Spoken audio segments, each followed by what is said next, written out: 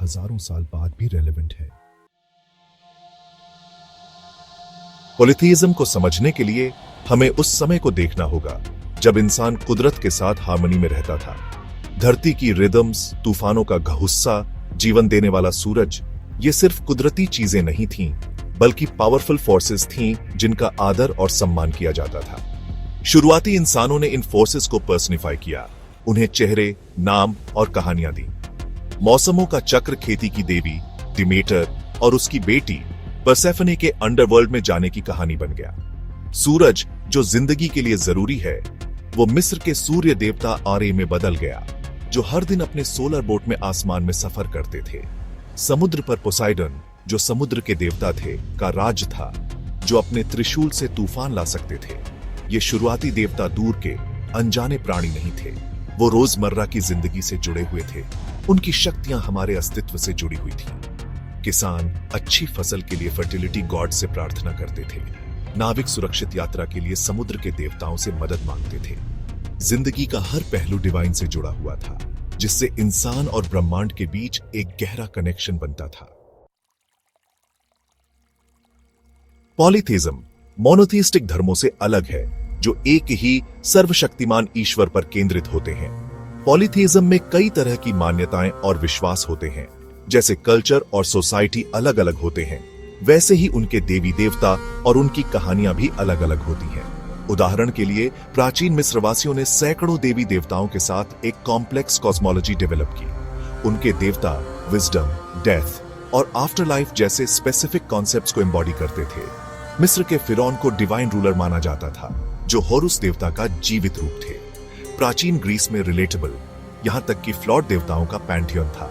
Zeus, जो देवताओं का राजा था, अपनी पावर और अपने कई लव अफेयर्स के लिए जाना जाता था।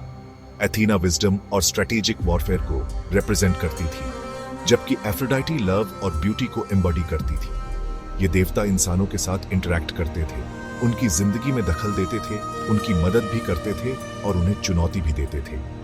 भारत में हिंदुइज्म का उदय हुआ, जिसमें ब्रह्मा क्रिएटर, विष्णु प्रिजर्वर और शिवा डिस्ट्रॉयर जैसे देवता शामिल थे। ये देवता कॉस्मिक फोर्सेस को रिप्रेजेंट करते हैं और अस्तित्व के अलग अलग पहलुओं को एम्बॉडी करते हैं।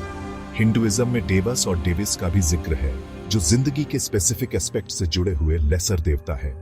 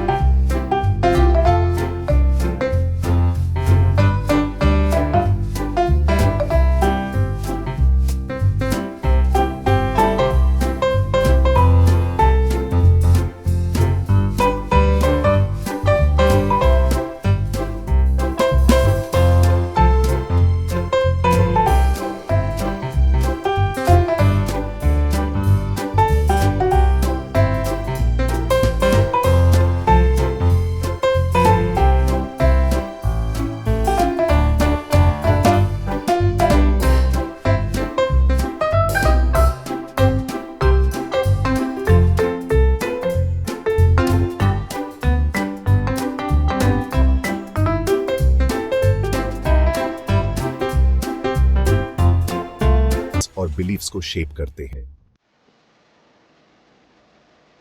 सेक्शन 5, मानव समाज में दिव्य हाथ, आशीर्वाद और बोझ। पॉलीथीज्म, जो डिवाइन और ह्यूमन के बीच के कनेक्शन पर जोर देता है, ने प्राचीन सभ्यताओं के सोशल फैब्रिक पर गहरा प्रभाव डाला। इसने दुनिया को समझने का एक फ्रेमवर्क, एक मॉरल कंपस और कंफर्ट और कंट्रोल दोनों का सोर्स प्रदान किया। ये मान्यता कि देवता जिंदगी के हर पहलू को प्रभावित करते हैं, इलैबोरेट रिचुअल्स और फेस्टिवल्स की शुरुआत का कारण बनी, जो उन्हें खुश करने और उनका आशीर्वाद पाने के लिए किए जाते थे। इन रिचुअल्स ने कम्युनिटी की भावना को बढ़ावा दिया, लोगों को शेयर्ड बिलीफ्स और प्रैक्टिसेस में एकजुट किया। स्पेसिफिक देवताओं के temple social hubs, learning centres और इकोनॉमिक एक्टिविटी के सोर्स बन गए। हालांकि पॉलीथीस्टिक वर्ल्ड व्यू के अपने डाउनसाइड्स भी थे। ये मान्यता कि प्राकृतिक आपदाएं, बीमारियां और दूसरी मुसीबतें डिवाइन डिस्प्लेजर के साइंस हैं, लोगों में डर और स्केपगोटिंग पैदा कर सकती थीं। सोशल हायरार्कीज को अक्सर डिवाइन मैंडेट्स के जरिए जस्टिफाई किया जाता था। रूलर्स अपनी पावर को सही ठहराने के लिए डिवाइन राइट का दावा करते थे। इसके अलावा कई देवी देवताओं और पॉलीथिस्टिक बिलीफ सिस्टम्स की फ्लूइडिटी कॉन्फ्लिक्ट का कारण बन सकती थी। अलग अलग सिटी स्टेट्स या रीजन्स किसी खास देवता को मान सकते थे, जिससे राइवलरी और यहां तक कि युद्ध भी हो सकते थे। ट्रोजन वॉर, जैसा कि होमर के इलियड में बताया गया है, हेलेन के अपहरण के कारण शुरू हुआ था, लेकिन इस कॉन्फ्लिक्ट के पीछे ओलिंपियन देवताओं के बीच शिफ्टिंग एलिजेंसेस और राइवलरीज थीं।